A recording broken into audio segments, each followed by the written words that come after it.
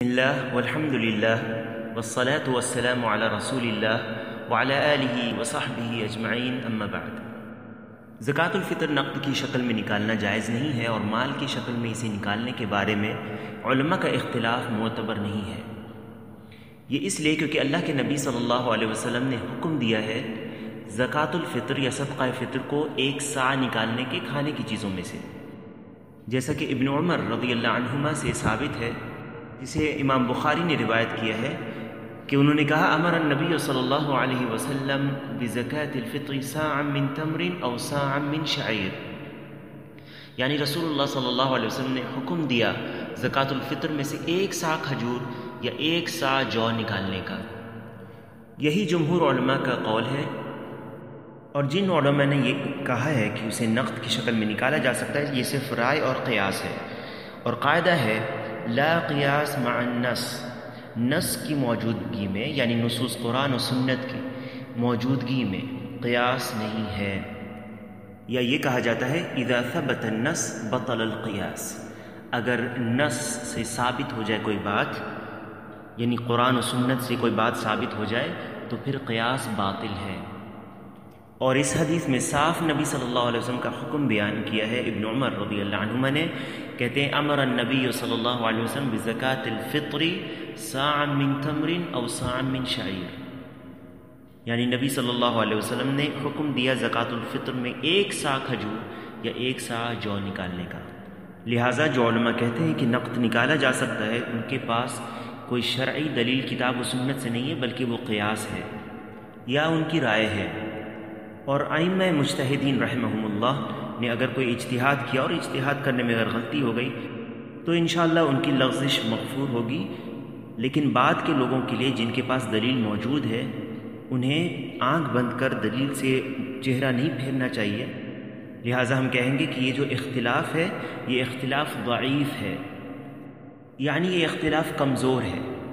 اور ایسے اختلاف کی طرف التفات نہیں کیا جائے گا کیونکہ یہ ظاہر حدیث سے ٹکرانے والا قول ہے۔ زکوٰۃ الفطر کے تعلق سے لوگوں میں بعض شبہات ہیں۔ سب سے پہلا شبہ یہ کہ لوگ کہتے ہیں کہ ہم لوگ ہمیشہ سے صدقہ فطر روپے کے طور پر نکالتے آئے ہیں، تو اگر روپے دے دیں تو کیا حرج ہے؟ تو اس کا جواب یہ ہے کہ اگر کسی چیز پر عمل چلا آ رہا ہے تو وہ اس کے صحیح ہونے کی دلیل نہیں ہے۔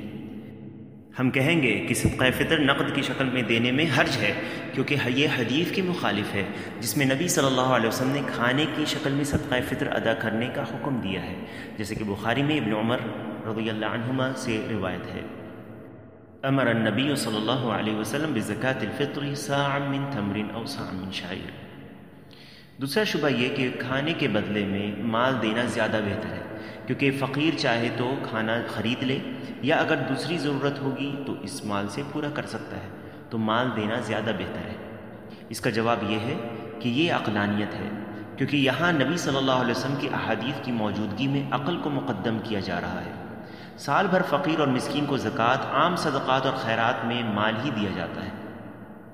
جس سے وہ اپنی ایسی ضروریات پوری کر سکتے ہیں۔ نیز اللہ کے رسول صلی اللہ علیہ وسلم کے زمانے میں درہم اور دینار رائج تھا، مگر اس کے باوجود آپ صلی اللہ علیہ وسلم نے کھانے کی چیزیں صدقہ فطر میں دلوائی، اور کسی حدیث سے ثابت نہیں ہے کہ آپ نے غلے کے بدلے مال دیا ہو۔ اگر مال دینا زیادہ بہتر ہوتا تو رسول اللہ صلی اللہ علیہ وسلم اسے ضرور دلواتے، مگر درہم اور دینار کی موجودگی میں اسے نہ دلوانا بلکہ غلے کی شکل میں اسے ادا کروانا اس بات کی دلیل ہے کہ غلے کے علاوہ کوئی اور چیز کافی نہیں ہوگی۔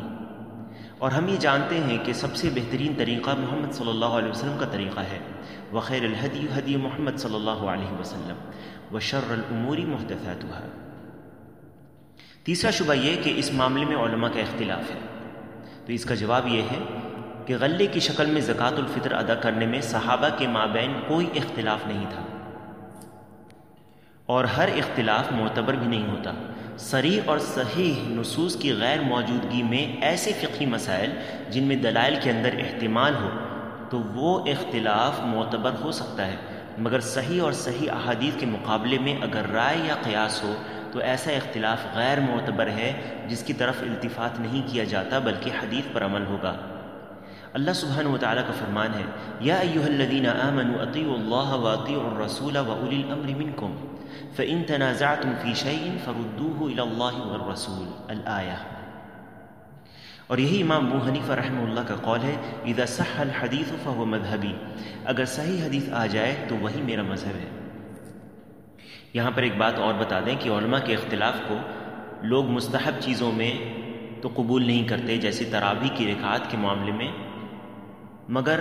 ایسی چیزوں میں جسے اللہ کے رسول صلی اللہ علیہ وسلم نے فرض قرار دیا ہے اور اس کا حکم دیا ہے، جیسے صدقہ فطر، اس میں قبول کر لیتے ہیں۔ یہ کیسی وسعت ہے، جبکہ حدیث میں صاف ذکر ہے، فرض رسول اللہ صلی اللہ علیہ وسلم زکاة الفطر صاع من تمر او صاع من شعیر على العبد والحر والذكر والأنثى والصغير والكبير من المسلمين وأمر بها أن تؤدى قبل خروج الناس إلى الصلاة۔ حدیث کا لفظ ہے فرض رسول اللہ صلی اللہ علیہ وسلم، فرض کیا ہے اللہ کے رسول صلی اللہ علیہ وسلم نے زکوٰۃ الفطر کو 1 سا کھجور یا 1 سا جو میں سے ہر غلام اور آزاد، مرد و زن، بڑے اور چھوٹے مسلمان پر، اور حکم دیا ہے کہ وہ اسے لوگوں کی عید کی نماز کے لیے جانے سے پہلے ادا کر دیں۔ چوتھا شبہ یہ کہ بعض لوگ کہتے ہیں کہ فقیر اناج نہیں لیتا بلکہ پیسہ مانگتا ہے، تو اس کا جواب یہ ہے کہ اس فقیر کو بھی اس بات کی تعلیم دو کہ اللہ کے رسول صلی اللہ علیہ وسلم نے آج تمہیں غلے کی شکل میں کھانے کی چیزیں دینے کا حکم دیا ہے، تمہیں بھی اسے خوشی سے قبول کر لینا چاہیے۔ کھانا بنیادی ضروریات میں سے ہے جو ہر شخص کی ضرورت ہے۔ واللہ اعلم، وصلی اللہ علی نبینا محمد وعلی آلہ وصحبہ اجمعین، والحمد للہ رب العالمین۔